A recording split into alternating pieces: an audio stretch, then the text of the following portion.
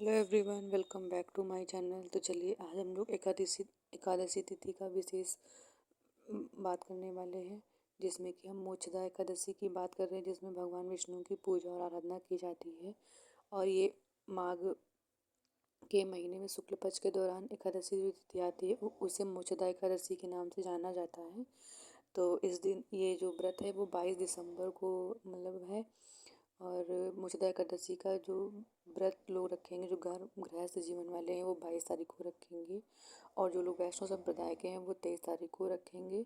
और ये जो भगवान विष्णु की जो लोग पूजा करते हैं उनके लिए बहुत ही शुभ माना जाता है। और भगवान विष्णु के अवतार के रूप में भगवान श्री कृष्ण ने भगवान को भागवत गीता सुनाई थी, इसीलिए यह व्रत रखा जाता है। मोक्षदा एकादशी के दिन सुबह उठ कर के आप लोग पहले स्नान कर लीजिए और उसके बाद में व्रत का संकल्प लेना होता है। घर के मंदिर में धूप दीप जलाकर प्रार्थना करनी होती है। इसके बाद भगवान विष्णु के चतुर्भुज अवतार के दर्शन करके, मूर्ति पूजा करके और उनका पंचामृत करके अभिषेक कर सकते हैं। और मोक्षदा जो एकादशी है उस दिन घर में, पूरे घर में गंगा जल का छिड़काव करें और कि वातावरण को शुद्ध करें। उसके बाद में पूजा सामग्री करें। और मोक्षदा एकादशी के दिन क्या खाना चाहिए? मोक्षदा एकादशी के दिन आप लोग कि प्योर वेज खाना खाएं, जिसमें कि आप लोग प्याज, लहसुन, मसूर की दाल और चावल और बैंगन, ये सब चीज़ें नहीं खानी चाहिए आप लोगों को। और जो इसकी व्रत की विधि है, उस दिन आप लोग सुबह जल्दी उठ जाइए। उसके बाद में नहाकर साफ़ सुथरे कपड़े पहन लीजिए। उसके बाद भगवान विष्णु की फ़ोटो के सामने आप लोग घी का दीपक जला लें और व्रत का संकल्प कर लें और पूजा पाठ करके आप लोग दिन भर व्रत रह सकते हैं। चलिए अब हम लोग आपको मोक्षदा एकादशी की कथा सुनाते हैं।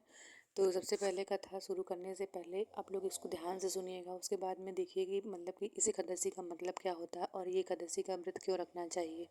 तो कथा शुरू करते हैं। महाराज युधिष्ठिर ने कहा, हे भगवान, आप तीनों लोगों के स्वामी हैं, सबको सुख देने वाले हैं, जगत के पति हैं। मैं आपको नमस्कार करता हूँ। हे देव, आप सबके हितैषी हैं, अतः मेरे संशय को दूर करें। मुझे बताइए कि मार्गशीर्ष एकादशी का क्या नाम है, उस दिन कौन से देवता का पूजन करना चाहिए और उसकी क्या विधि है, कृपया मुझे बताएं। भक्त वत्सल भगवान श्री कृष्ण कहने लगे कि धर्मराज, तुमने बड़ा ही उत्तम प्रश्न किया है। इसको सुनने से तुम्हारा यश संसार में फैलेगा। मार्गशीर्ष शुक्ल इस एकादशी अनेक पापों को नष्ट करने वाली, इसका नाम मोक्षदा एकादशी है। इस दिन दामोदर भगवान की धूप दीप नैवेद्य आदि से भक्ति पूर्वक पूजा करनी चाहिए। अब इस विषय में मैं एक पुराण में कथा कहता हूँ। गोकुल नाम के नगर में वैखानस नामक राजा राज्य करता था। उसके राज्य में चारों वेदों के ज्ञाता ब्राह्मण रहते थे। वह राजा अपनी प्रजा का पुत्रवत पालन करता था। एक बार रात्रि में राजा ने एक स्वप्न देखा कि उसके पिता नरक में हैं। उसको बड़ा आश्चर्य हुआ। प्रातः वह विद्वान ब्राह्मणों के पास गया और अपना स्वप्न सुनाया। कहा, मैंने अपने पिता को नरक में कष्ट उठाते देखा है। उन्होंने मुझसे कहा, हे पुत्र, मैं नरक में पड़ा हूँ, यहाँ से तुम मुझे मुक्त कराओ। जब मैंने यह वचन सुने तो तब से मैं बहुत बेचैन हूँ। चित्त में बड़ी अशांति हो रही है। मुझे इस राज्य, धन, पुत्र, स्त्री, हाथी, घोड़े आदि में कुछ भी सुख प्रतीत नहीं हो रहा। क्या करूँ? राजा ने कहा, हे ब्राह्मण देवताओं, इस दुख के कारण मेरा सारा शरीर जल रहा है।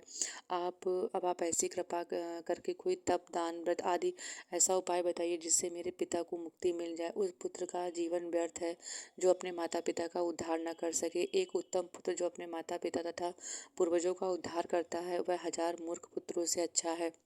जैसे एक चंद्रमा सारे जगत में प्रकाश देता है परंतु हजारों तारे नहीं कर सकते हैं। ब्राह्मणों ने कहा, हे राजन, यहाँ पास ही भूत भविष्य वर्तमान के ज्ञाता पर्वत ऋषि का आश्रम है। आपकी समस्या का हल वे जरूर करेंगे। ऐसा सुनकर राजा मुनि के आश्रम पर गया। उस आश्रम में अनेक शांत चित्त योगी मुनि तपस्या कर रहे थे। उसी जगह पर्वत मुनि बैठे थे। राजा ने मुनि को साष्टांग दंडवत किया। मुनि ने राजा से सांगोपांग कुशल पूछी।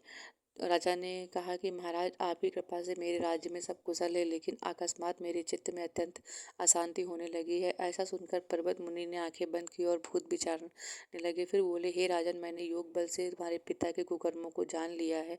उन्होंने पूर्व जन्म में कामातुर होकर एक पत्नी को रति दी, किंतु सौत के कहने से दूसरी पति को ऋतुदान मांगने पर भी नहीं दिया।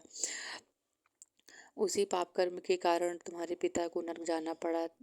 तब राजा ने कहा, उसका कोई उपाय बताइए। मुनि बोले, हे राजन, मार्गशीर्ष एकादशी का उपवास करें। इस उपवास में पुण्य को अपने पिता को संकल्प दें, उसके प्रभाव से आपके पिता स्वयं अवश्य नरक से मुक्ति होंगे। मुनि ने यह वचन सुनकर राजा महल में आया और मुनि के कहने अनुसार कुटुंब सहित मोक्षदा एकादशी का व्रत किया। इसके उपवास का पुण्य उनके पिता को अर्पण कर दिया। उसके प्रभाव से उनके पिता को मुक्ति मिल गई और स्वर्ग जाते हुए पुत्र से कहने लगे, हे पुत्र, तेरा कल्याण हो। यह कहकर वह स्वर्ग चले गए। मार्गशीर्ष मास में शुक्ल पक्ष की मोक्षदा एकादशी का जो व्रत है, उसके समस्त पाप नष्ट हो जाते हैं। इस व्रत की से बढ़कर मोक्ष देने वाला कोई व्रत नहीं है। इस कथा को पढ़ने और सुनने से वायपेय यज्ञ का फल मिलता है। यह व्रत मोक्ष देने वाला है, चिंतामणि के समान सब कामनाएं पूर्ण करने वाला है।